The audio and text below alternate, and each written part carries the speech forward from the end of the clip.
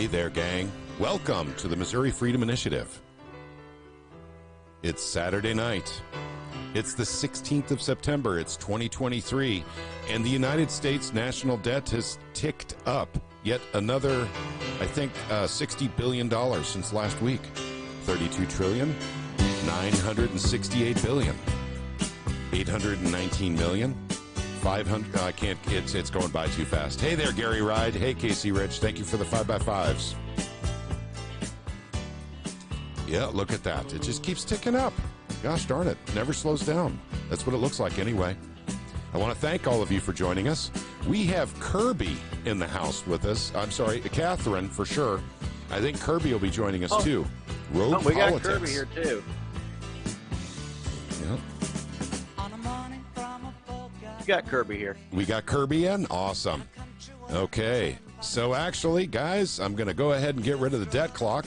That's for the record. We're keeping weekly records on this now. It just keeps going up. Okay. Looks like we've got Kirby and we've got Catherine. That's just awesome. Yay. Okay, I'm bringing the music down, so we're actually getting started now. First of all, I want to thank Catherine and Kirby for coming in with us live tonight, and then say how much we appreciate the research they did that made a stellar video that actually prevented the state of Missouri from taking in some software that ultimately would have led to environmental social governance and, digital social credit scores happening with constituency management. That software was capable of it. No one knew about it. Not even the Senate knew about it. I heard about that this week. So no appropriations, no legislation, sneaking it in under the radar. And you guys broke that story. Congratulations to both of you, and you've done a wonderful service for the state of Missouri. We owe you a debt. Thank you. You bet. Very, very happy to have you with us. And of course, basically, I know that Catherine is out of town right now, but she's going to be coming back to town real soon, and you guys are making more content, aren't you? Yeah, the next thing we're planning is the IP reform, Missouri Realtors Association, and more blocker and leadership in general, and how all of that's connected. Yep. Wow. Another big project. Yeah. Yep. And so you guys have been digging into that for a while. And so, I mean, once again, this is, if you're watching from another state, you know what? I have in the description section of this video, I have Rogue Politics listed as a partner with the Missouri Freedom Initiative. That's their YouTube channel. Please subscribe to their YouTube channel, and then I will get out very soon, hopefully, on our website, links to all their podcasts as well. It's not just. I need to send that to you. Sorry. No, that's okay. There's a lot going on over there, and I get that. But the point is this: we're very fortunate to have Kirby and Catherine in our state. But what do you have going on in your state? Do you have someone that's looking into the finance, side of things in your state like they're doing? You guys might want to sub to them, sub to their podcast, sub to their YouTube channel, whatever, so you can learn what they're doing, so you can replicate that in your state. Whatever state you are in, you need it. But this is a really big addition to the grassroots in Missouri. And I want to say again that Kirby and Catherine are not strangers to the grassroots in the state of Missouri. But the Rogue Politics thing that they've just started is relatively new. When did you start it, Catherine and Kirby, and what gave you the idea? Go ahead, Kirby. Kirby, we can't hear you for some reason. Okay. Well, we started Rogue Politics in April, is when our first episode came out.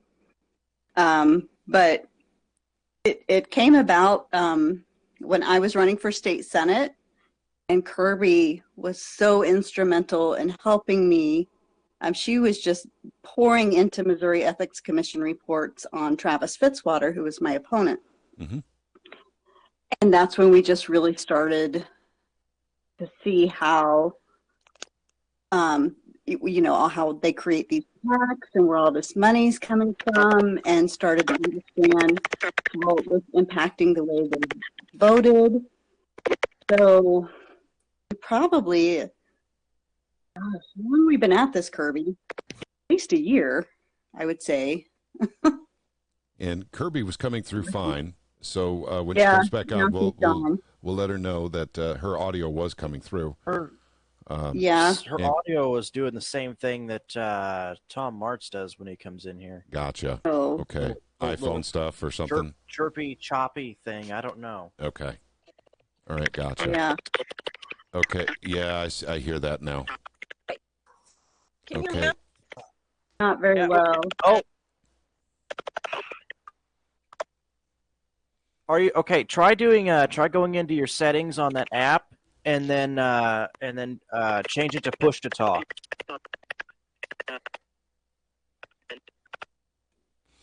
Okay, so roughly about a year ago is when you guys actually came up with the idea of doing this kind of podcast, this kind of research.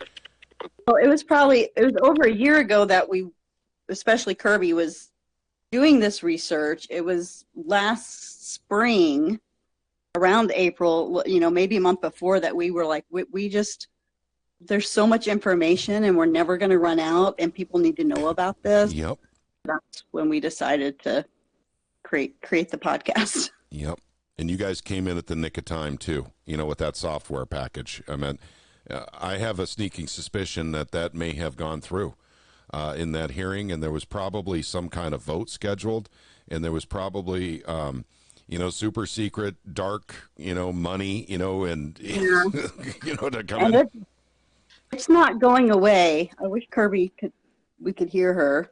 Yep. She's typing. Yep. Gotcha. It's not going to go away because from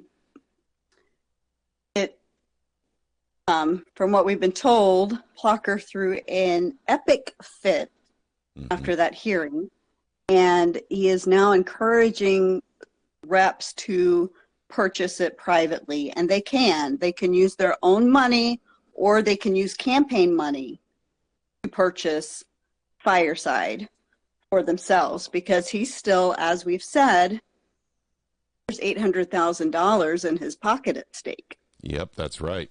He's still going to try, and so that's our next step, is we need to be on our reps and continue to put the pressure on Plucker, but especially on our reps. And Kirby does have more information about this, about making sure that we don't want them to purchase this constituent management system. And she was saying, I believe, like some of our congressional representatives already use it, like Sam Graves. I could be wrong. Maybe she can type and correct me. Hey, But Kirby, they're already can you try using talking it. for us real quick? Yeah. Can you hear me now? There we go. You're coming Yes. through better Yeah, now. that's better. Okay. Okay. Fantastic. Go ahead, So, Kirby. there is a possibility that our congressional reps are using it. They were unsure, but they said that is a possibility that some U.S. congressional reps are using it. So the recommendation from us is just to call your reps and see if they are, ask them specifically if they are using Fireside software. Senators as well, because we just don't know at this point. Maisie Boyd said that Sam Graves and Josh Hawley both have it. Oh, Interesting. Yeah. How much does that if an individual was to purchase it? How much? Anybody know how much that software would cost? I don't know if they do it contractually. What Dean Plucker was trying to do was get a 2-year contract. A 1-year contract is $375,000. I don't know if they have to contract per year or how they would pay for it, but he was trying to get a 2-year contract. But that would be for the entire house as opposed to an Yes, individual for the entire purchasing. house. So, you're right. That's information we don't know. So, I mean, I would think that you divide that, it might be something similar to $2,000, per year, maybe per, rep or something, just as a Drop guess. in the bucket for a lot of them. Yep. If they're using campaign financing. Well, since Kirby's brought that up, and now by the way, for those of you who watch the House hearings, I have placed the video on the Missouri Freedom Initiative. If you haven't seen it yet, please go and watch that. Very important, because it's the constituents that came in to talk about the software that you need to pay attention to, and a couple of reps. They said a lot of very important stuff. Scott Cupps, Representative Cupps, admitted there was no vetting of this software, no vetting of the company, no money, in appropriations for it, and no legislation to go along with it. What are we doing? So he made a good point. He also doesn't believe that Blocker is part of the deep state. Senator Cups, we did not say, we did not suggest that. We suggested he might be part of the World Economic Forum. Two different organizations. So at any rate, so next time, let's say World Economic Forum in the microphone, please, sir. Thank you.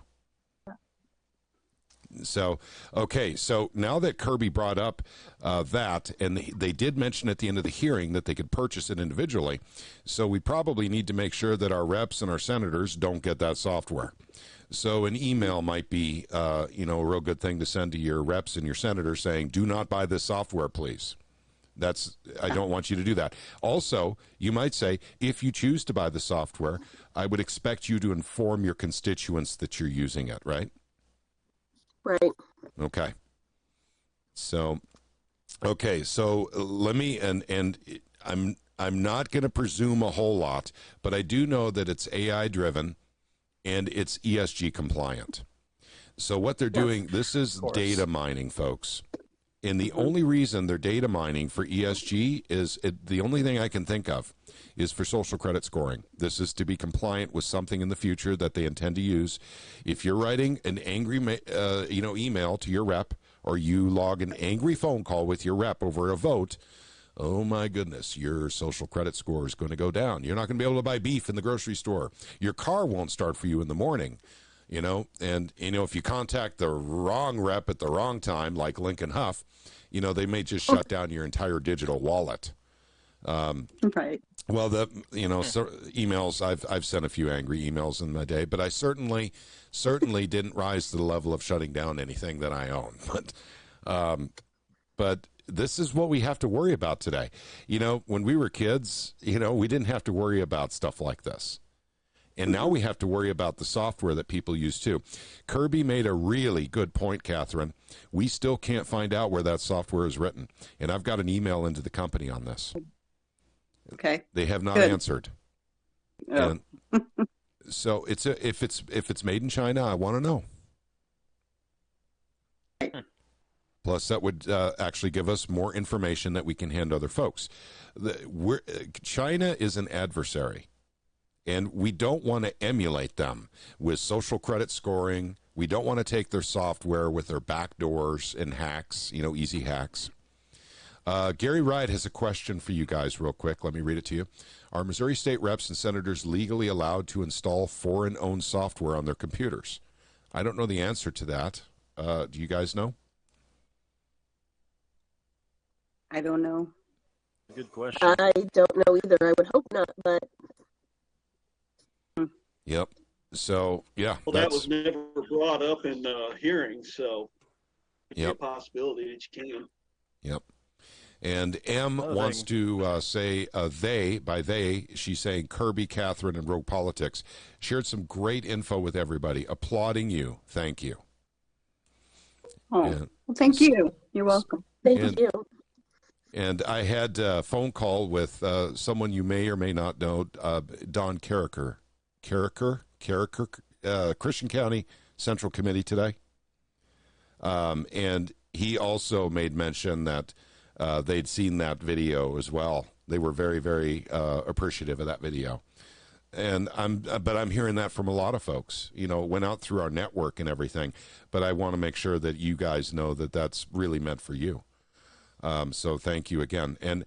And once again, if anyone didn't know the etymology of it, they had planned to make a video. Last Saturday night, I announced they were making 3 videos that they would release shortly.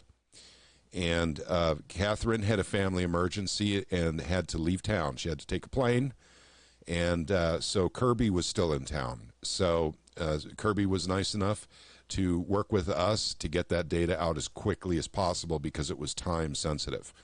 And so we're very, very happy to have partnered up with you guys on that to get that information out in a timely fashion. We're honored that you picked us. And so thank you for that. And thank you. Yeah, bet. Without your help, it wouldn't have gone out. Yeah, We really appreciate you for working with us on it. Oh, you bet. My honor.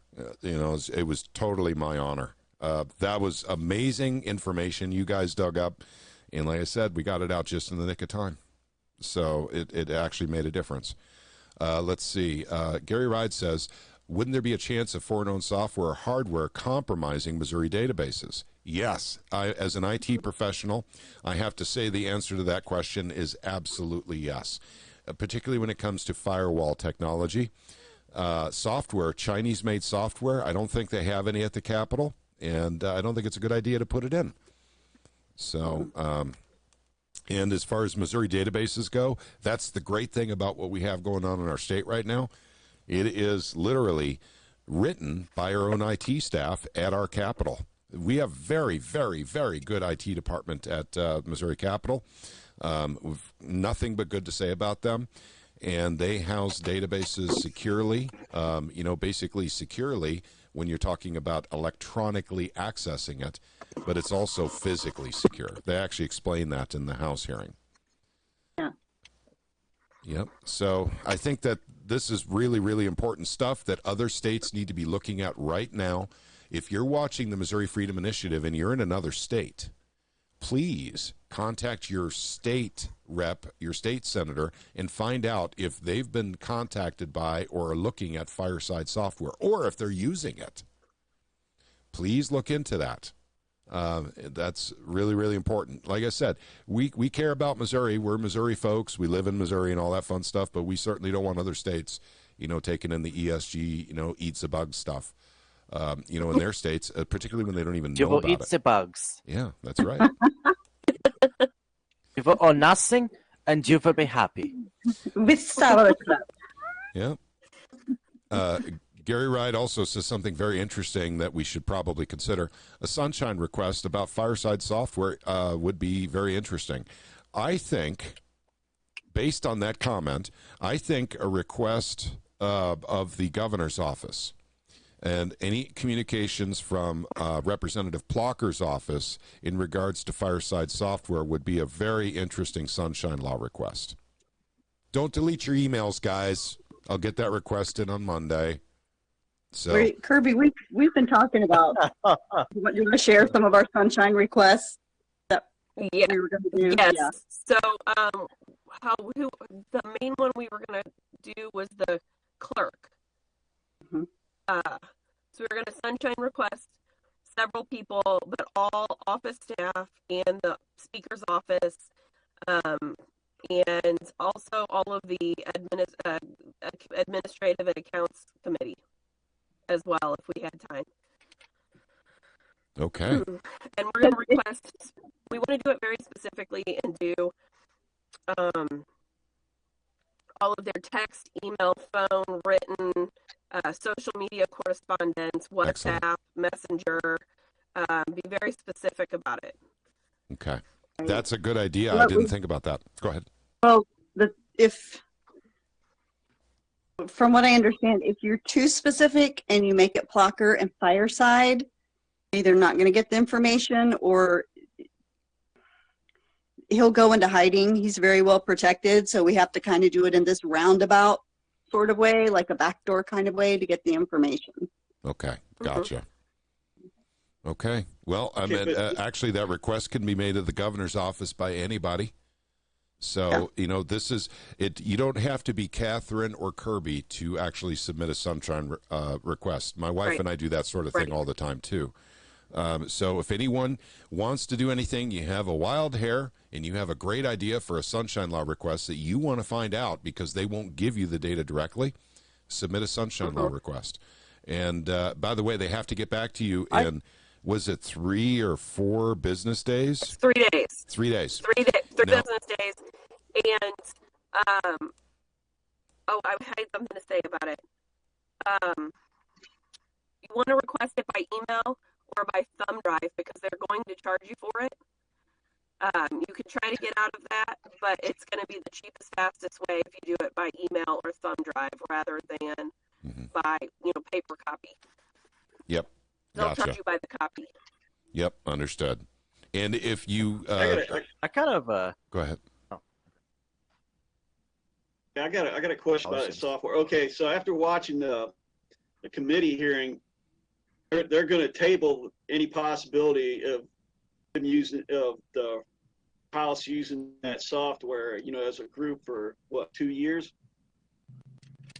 Mhm. Okay, so the only chance they would have, or they would have of it getting anybody to use that software is if they try and get anyone decides to use it individually, right? Right. Okay. So basically, that software will never see the light of day. Is that correct? I wouldn't say that, because I would Yeah. say there's probably going to be a significant portion of the House that's going to be being asked to do it on their own. Asked, forced, it won't replace the current extorted. House constituent management system, which is what they were trying to do. But yeah, they could purchase it privately, and that's what Plucker is trying to get them to do. So it could. If he tries to do it privately, how much money do you think he'd be able to recoup? From what I understand, he's been offered $800,000 in contributions if he gets Fireside through. So now I think he's just trying to find another way to do it, and that's by, there's a lot of bullying that's going on in the House, and so it's kind of well, if you want anything passed next session, then you better go along with this. And then there's also well, I'm supposed to get an $800,000 contribution if I get Fireside into the House, and I can pass a little bit of that on to you. Between the money and the bullying, it's not unlikely, as Kirby said, that some reps won't still purchase it privately, especially if they know they could get reimbursed in their campaign money from Plucker. There's just a lot of ugly stuff going on behind the scenes. So we still need to keep the pressure on Plucker and the pressure on our state reps. And I think right now they ain't gonna be seeing too much money from that software, right? Pardon? I said right now, the way it looks, being that they're not going to use that as the House as a whole, they're probably not going to see much money from that, are they? No, not as a whole. Cheers. Plucker just has enough people, in his pocket, but there's also enough, what I've heard, there are enough reps that are upset with how they're being treated about this and being told that, anything they want to get through next session is going to get squashed if they don't follow along with this. So we also want to be encouraging them, and hopefully enough of them would lock arms, start speaking out. And that's really what we want to see, is that because this is happening, but we can't say, I'm not going to give out my sources of information. So we need state reps to start speaking out about this. That's really the key. I'm going to have to get off here. Okay. All right, Kirby. Thank you very much for joining us tonight. I really appreciate you having me. You bet. And once again, come in anytime, Kirby. You're always welcome. Okay. Thank you. You bet. Goodbye. Goodbye. Catherine, can you stay with us a bit longer? Yeah, for about 10 more minutes. Okay, gotcha. I have a quick question. Go ahead. Go for it. Is there no law on the books regarding the reps using private software to gather data on public? That I don't know. There is a law. I don't have it in front of me right now. Actually, I do. Hang on. Give me just 1 second. I'll be right back. Okay. In the meantime, if you have questions for Catherine, please do give us, basically some indication on Odyssey. Type in your questions for Catherine. She'll be with us another 10 minutes. So that way you can get her the questions. And also, Goatfoot is asking Liberty to talk about what you found out from Mazzy Boyd. Okay, hang on. I have the law for you real quick. Okay. It's not regarding private, but it has to do, it's revised, what is this? Revised statute. It's 115.157. about computerized registration system, contents, requirements, voter history, and information, how entered, when released, records closed, etc. So it's essentially what information is allowed, that they're allowed to put in. Okay. On constituents. I don't know, somebody wants to, if you wrote that down and want to take a look at it. I'm not an attorney. Hang Really on, like Lunatic Fringe. I'm sorry. Tom Martz has an answer. He's chiming in. Oh, he says, okay, to my excellent. knowledge, I've not seen anything that it prevents it, make it open-ended enough to get any correspondence dealing with the issue, and any representatives as well. Never say anything and never see the light of day. Contribution sounds like a bribe. So that's what Tom had to say. Okay. I mean, there's a law regarding, kind of voter rolls and what information can be in them. So, when it's outsourced to a third party, though, who controls that? That's the issue. Yeah, what was? Yeah, and he's wondered too. What was that RSMO number? Oh, yeah. Sorry, I just put it away. It was 115.157. Okay, did you get that, Tom? 115.157. Yeah. Chapter 1. So that's chapter 115, section 157. Yep, he's got it. He typed it in. Okay, thank you for that, Catherine. You're welcome. All right. So, Catherine, I know you're away from home right now. Did you get to you got to see the House hearing, I imagine? Yes, I did. I Okay. watched it. Gotcha. I found it very interesting. I was going to ask for your comments on that. Yep, go ahead. It's all yours. I think it speaks to, like, we have to use certain words like allegedly or rumors, even though they're not. But I think Representative, I can't think of his name. Scott Cupps. Yes. When he said he had heard from he'd received a number of emails and phone calls from other representatives telling him that the House constituent management system was trash and that we need a new system. He was hearing that from other reps. Mm-hmm. And then when he asked the IT and the chief clerk if they have ever received complaints about it, both of them said never, not a one, which tells me this is Plocker that was, trying to get these reps to spread the word saying that, oh, it's trash. This is a terrible system. We need a new one. And the IT and chief clerk have never heard a single complaint. And I have heard that Walker himself has not once used the constituent management system in the House, and neither have the majority of the reps.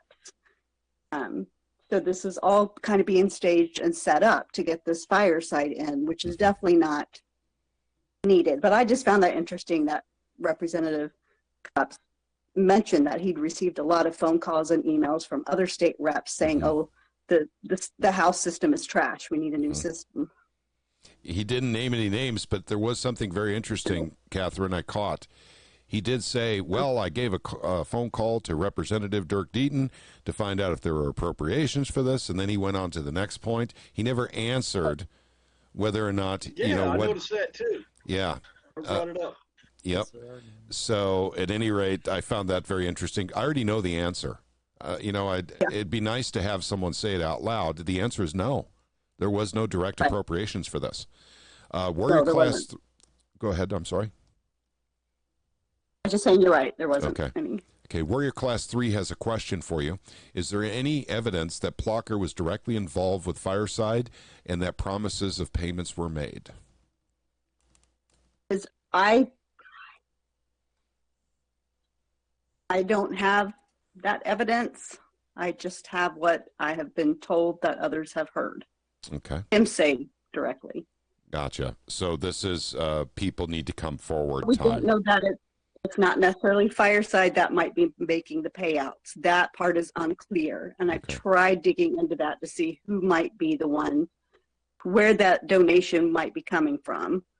And I don't know. Tom Martz has a quick question for you. He asks, Catherine, is the Fireside software something that will be used to conduct elections, or is it specific to House members' computers? That's a good question. The way they made it sound was it would be specific to House members' computers. It would just replace the House constituent management system that they have. But, you know, who knows? I'd have to look more into what Fireside's capable of. Somebody else still know. Constituent management. It's got to have data on, you know, who votes what way. Probably. It would hand out information to a third party that, oh, I don't know, could be anything tied to some of these other voting machine companies that would let them know how far they can go before where they can lie. Right. And from what I understand with the House constituent management system, so like it's each rep that can plug in information about their constituents, and some of that information is very personal and sensitive. You know, like they get a phone call, something's on their voicemail, you know, somebody in their district is having a very specific problem that could be personal, but it's stored in house. It's, you know, but now if it's outsourced to a third party, like, well, now who has their hands on this personal private information that the state rep has logged into this Fireside? Does that make sense? Yep. Yeah. And there's another question too about that. Okay, if this is on a handful of computers in the house, this software, how much data can that software access through the computer to other servers, particularly if it has AI? Right.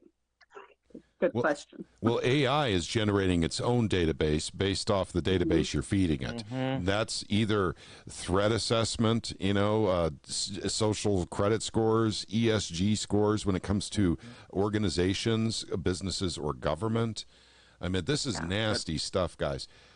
Actually, but Tom says modern AI that's self-learning about things. How fast is it? How long is it going to be before it can start breaking encryptions on other servers?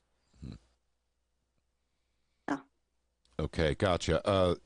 Tom is thinking that might not be the RSMO that you're looking for. He says Chapter 15 is specific to elections and has nothing to do with floor members' computers. So we might have to dig a little deeper on that one.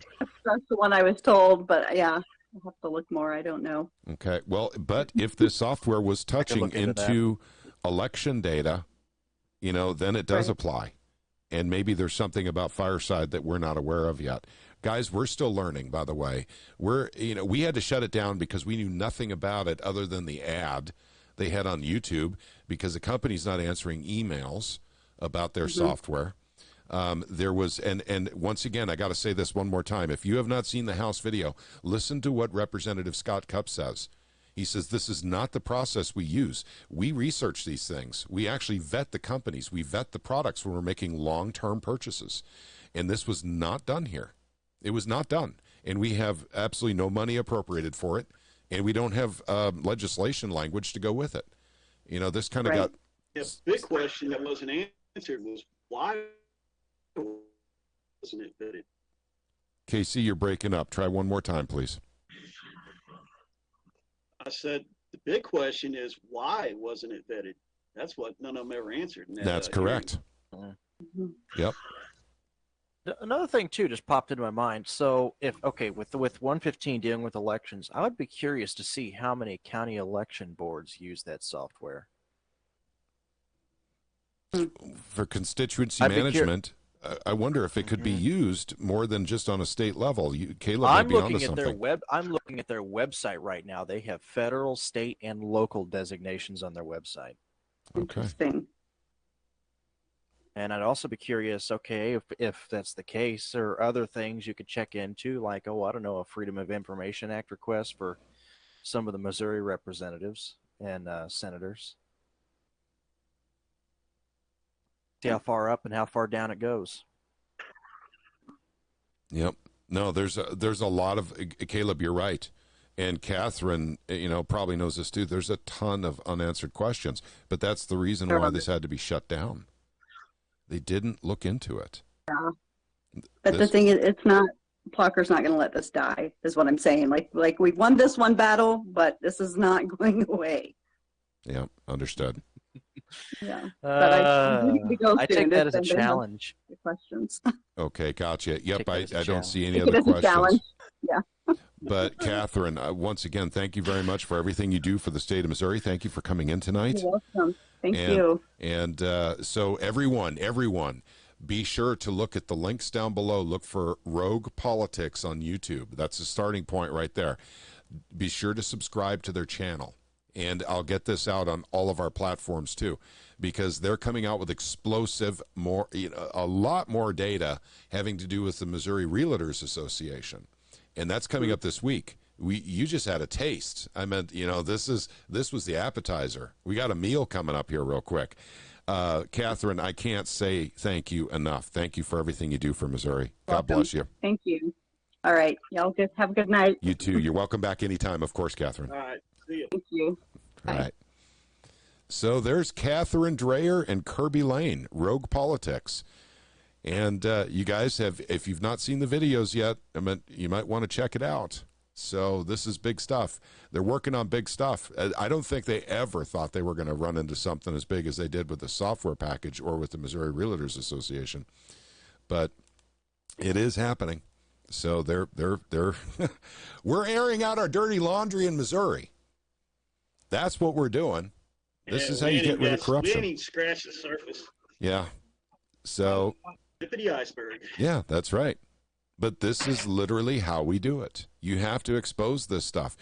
For instance, if Catherine were a dishonest person, if Kirby were dishonest, one of the options that they would have is to use that information that they get to try and get and go to an individual politician and ask them to do something, because that's how business deals work. Catherine and Kirby, it's not in their nature. They want to clean up Missouri, drain the Missouri swamp, actually get rid of the corruption in Jefferson City. And that's what they work towards. And it's all about following the money. So I can't say enough good about Rogue Politics and everything they do. Please do subscribe to them on YouTube. And next week, I'll have a whole bunch more data of how you can listen to all their podcasts. So, yep, inquiring minds want to know, says M. And that's, of course, Maya. Thank you, Maya. I've outed you. I'm sorry. Okay. All right, gang. Do we have anything else you'd like to talk about tonight? We have silver and gold legislation coming up within a week. Within a week, we should have some language. So that covers that. So let's see. So then the forums, you're going to make those go live after you have that? That's correct. That will be the big opening day for our forums, is with the silver and gold legislation. When we have the final draft, we'd like to open up the forums at that time. And by the way, the forums are going to be expanded well beyond what you're seeing right now if you go to the website. Well beyond that. And then also, if you want to participate in the forums, in other words, actually post stuff, we are asking people to put in usernames and passwords. So you do need to create a username and password to be able to write in the forums. That just discourages, the trolls from coming in. If you don't do the usernames and passwords, because I've done it both ways before, gang. You got to have usernames and passwords, otherwise the trolls take over. But to go in and read them doesn't require a username and passwords, just like anywhere else you would go. But that's going to be a very powerful part of our website, and it's going to bring the entire nation together on silver and gold legislation. So thank you very much, Janelle, for bringing that up. Oh, that looks completely different on here. Yep. Webmaster Sorry, I looked at the webs. Yep. Yeah, I've looked at the website for the first time in like 6 months. Yep. Because I just don't go to websites very often. Yeah, it looks completely different. We're going to have a calendar pretty soon, great. too. So lots of functionality. So we'll be able to chat, Like for instance, if you've never joined us in Gilded before, we have all kinds of chats, inside, and we're talking about typing chats inside of Gilded, but it's discombobulated and it flows by and all that fun stuff. This way we can kind of break things down into subjects and keep that data. And if someone wants, say someone in Idaho go ahead, I'm sorry. Is someone wanting to say something? No, Maya was talking to me. Okay, sorry. Gotcha. Okay. If someone in Idaho asks me a really good question, and by the way, this happened, earlier this year, when I got thousands of emails with really good questions, asking for advice, additional questions and this and that. But emailing that many people, guys, takes a lot of time, especially when every one of them is getting a personal email back. So therefore, what we're going to do is we're going to kind of keep that in the forums as opposed to email. So if someone has that question, it gets answered, and then everyone can see the answer. And if anyone has any further questions off of that, it gets answered again, and everyone can see it. That's the whole idea behind the forums.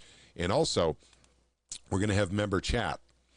And the reason we're going to have member chat is because if you're in another state and you want to do gold and silver legislation or something of that nature, and you're starting your group, you don't have a group yet, believe it or not, there'll probably be quite a few people coming in from your state into the forums on gold and silver legislation when I start going on the YouTube tour. So when that happens, basically you guys can meet up in the forums, and then you'll be able to direct message each other right through the website as well. So you can exchange email addresses if you want to. So you can start getting together in your state, start forming your own group. Correction, webmaster. Okay, gotcha. Yep, webmaster Tom is doing great. So, yep, he sure is. He's doing a great job. And I really appreciate him and all the work he's doing for us. Doesn't charge a dime. He's doing this because he believes in this group and what this group is doing, and this is a way he can contribute to what the Missouri Freedom Initiative is doing. And also, we're going to be offering our partners space in our website. So that's coming up here real soon. You guys just saw Kirby and Catherine on tonight. We're going to have an actual web page for them in our website, so you can reach all of their, podcasts. There's a lot of places they podcast at. They're on everything. And so, basically you'll have direct links in our website to find everything on Kirby and Catherine. And we're hoping to have that done in a week. We're doing that for John Williams, Missouri Liberty Report. I'd love to do it for anyone we're partnered with. Tom Martz with the Lock and Smith Foundation. If they want to use our website to give, reach into their socials, post data, whatever. But this is all about bringing the grassroots together, and we're all of like mind. And I think it's time. It's far past time, especially when you have a Speaker of the House that's trying to throw, ESG software into the Capitol under the cloak of darkness. No legislation, no appropriations, no warning. The people didn't know. When crap like that's going on, that should, your spidey senses should be tingling that more crap is coming down the pike. So, that's just my take on that. Exactly. So, all hands on deck. And we would love to help other states bring their people together so they can start their own initiatives, whatever they want to call it. A great focus would be the silver and gold legislation. We're going to have a completely constitutional bill, gang, and we're incorporating a subtitle to help prevent those nasty crypto amendments or banking amendments or anything else they want to try and throw on it. So it will be for the sole purpose of modifying provisions for the state of Missouri. And I heard a little rumor, so I'll go ahead and tickle your curiosity, actually scratch the itch. I heard that there might be a name given to the legislation, the Missouri Constitutional Money Act. I think that's going to be the title of it. Oh, I love that. That goes with my T-shirt idea. Yep. Show me the money. That's right. Show me. That's right. Yep. Nice. Yep. I like that. Thank you. Yep, and Maya says, Rogue Politics isn't on Rumble yet. I hope they'll join us over there as I'm ditching YouTube. I'll tell you what, we'll talk to them about that. And there's a way you can set up Rumble that you can get your stuff to go right through from YouTube right into Rumble, just like you can Odyssey. I can't do that with mine right now because I have strikes on my YouTube account. So, it'd be very interesting if they gave me a strike for covering censorship. So at any rate, guys, I mean, this is the reason why we're not on YouTube, is because of the constant never-ending strikes. A strike from YouTube is a badge of honor at this point. It is. It is, but, it doesn't help when your channel just disappears and no one can find you anymore. So we got to siphon those people off. Understand. Yep. Yep. Pat, the censorship that YouTube is doing right now, not just on content creators, but users, it's escalated like it's a heads up, just like this software thing is. Yep. It's, bad and it's fast. Yeah. It's the clarion call, gang. Things are getting worse. If any of you read the email I sent out earlier today, we liken ourselves to try, we want to be a free state here in Missouri. We're a very red state. Pardon me. We're a very red state that does very purple things. Shame on us. Shame on us. There's no reason for that. I mean, is Illinois supposed to be an example for us here in Missouri? I mean, is that what it is? Is that what, some of those folks are thinking in Jeff City?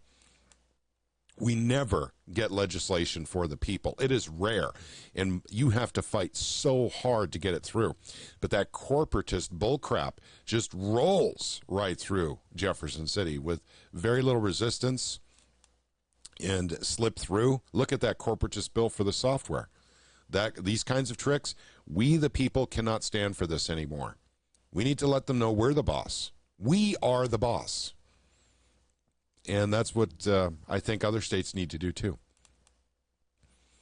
Gary Ride says Patterson will be worse than Plocker. Well, I don't know. Patterson doesn't make me feel warm and fuzzy. That's for sure. I'll say that much right now. Yep. I don't think we made Plocker feel real warm and fuzzy. No, I think he's probably pretty pissed. Tom is asking, what is the name of the software? It's called Fireside. Fireside Constituency Management. I think it's not even just constituency management. They do communications. They do. Still on the air? What is? Yep, we're on the air. Okay, I got booted off. Sorry, I had to check. Okay. I mean, they do a little bit of everything. Okay. Yep. There's some, I think it's called Fireblocks. I'll have to check, or if anybody else wants to go down that rabbit hole. But there's a WEF, BIS. It has to do with blockchain. But it sounds real similar. I would not be surprised if there was a connection somehow. Oh, that wouldn't surprise me either. What is it? Fireside. That's the. I guess I should say the branch of Fiscal Note, Fiscal Note company. I mean, I'm looking at them. They do everything from all kinds of solutions on their website. Let's see here. Dragonfly, other stuff there. Let's see here. Fiscal Note AI Solutions, board.org, Voter Voice, Fireside, Fiscal Note ESG Solutions. So that's their parent company. And of course, they've got stuff on there from like 3M. I'm just a quick glance at their website. Oh, let's see. Government relations, grassroots advocacy, all kinds of goodies they claim that they serve. Keeping tabs on the people. Why do you need software or AI-driven software? Basically to keep notes on your constituents and grassroots groups. There's no reason.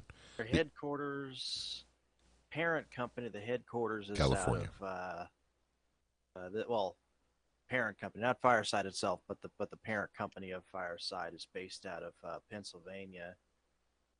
and the places that they have in the United States for various headquarters locations. I guess the location: Baton Rouge, New York, Madison, Wisconsin, Austin, Texas. Europe is going to be Brussels, Belgium, London, UK, Oxford, UK, and then you have Asia, which is Gujarat or whatever, India, Seoul, Korea, Singapore, Sydney. I'd like to know where we were talking earlier. I'd like to know where that software is written, though. I'd have to. I've got an email into the company. I've not received anything back yet. The email was sent out on Monday, though.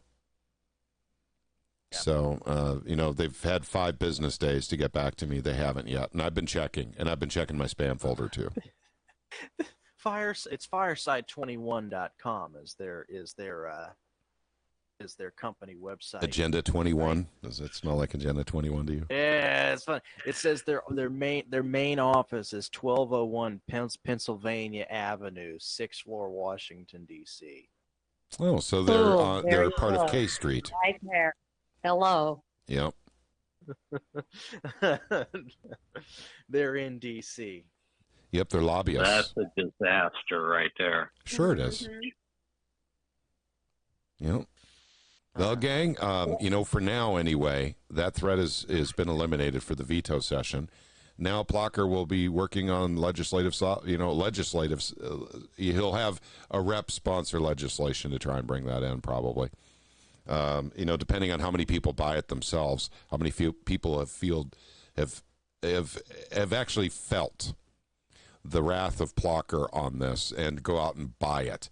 I would recommend what Catherine and Kirby were alluding to, which is basically contacting your senator and your rep and let them know you don't want them to run that software. And if they do, you expect to be notified because you want your data taken out of that software. You don't want any of your data housed in that software.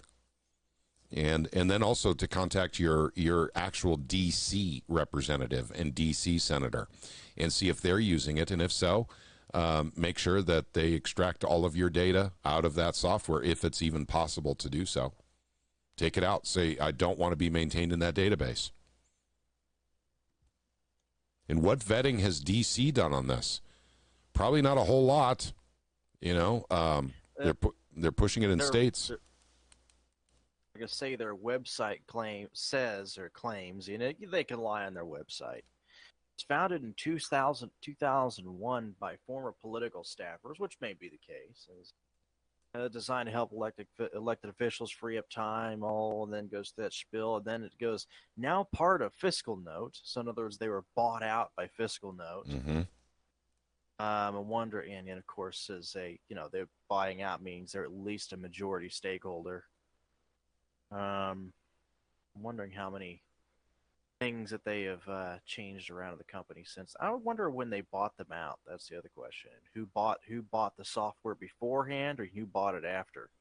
Don't know. But it does sound relatively new. The software itself is relatively new. It's not old. It's not like been around. It's not like QuickBooks. It's been around for 30 years. This is something that's like 2 years old. So, yeah, it being part of Fiscal Note, yeah, probably. Yep. Oh, they got their whole thing of their Fiscal Note. They got CQ, Roll Call, Oxford Analytica, Voter Voice, Curate, Fireside, Dragonfly, Frontier View, Timebase, Board.org, Redata, Fiscal Note AI Solutions, Fiscal Note ESG Solutions, and Fiscal Note EU Trackers, kind of under their umbrella of Fiscal Note. Interesting. Did you say EU trackers? Yeah, Fiscal Note EU Issue Tracker is one of Fiscal Note's, the parent company's items. Interesting, because over there they just put in this can't spend more than 1,000. Yeah, anyway, and a bunch of other stuff. Interesting. I'll point out one more thing. Go ahead, I'm sorry. Oh, I was just going to say, it looks to me like Fireside is like specifically United States delegate, kind of isolated. I don't know. Okay, let's switch gears here real quick here. Gary Ride points out Patterson voted to surgically mutilate children. More specifically, he voted against SB 49. And SB 49 was something that almost exclusively every Republican went for. Very few Republicans voted no. But I do believe that Patterson and was it Chris Sander? I think that maybe yeah, were the Sander. Yeah, I think that. And we talked to Sander about that too prior to his to that going on the floor, and his take wasn't necessarily against that per se. It was more against. I think he sides a little more with the Medicare, Medicaid thing, and that's where his problem was. Yeah, there was something in there for that. I can't remember exactly what it was. So, but this is corruption, gang. This whole thing with the software is all based on, corruption.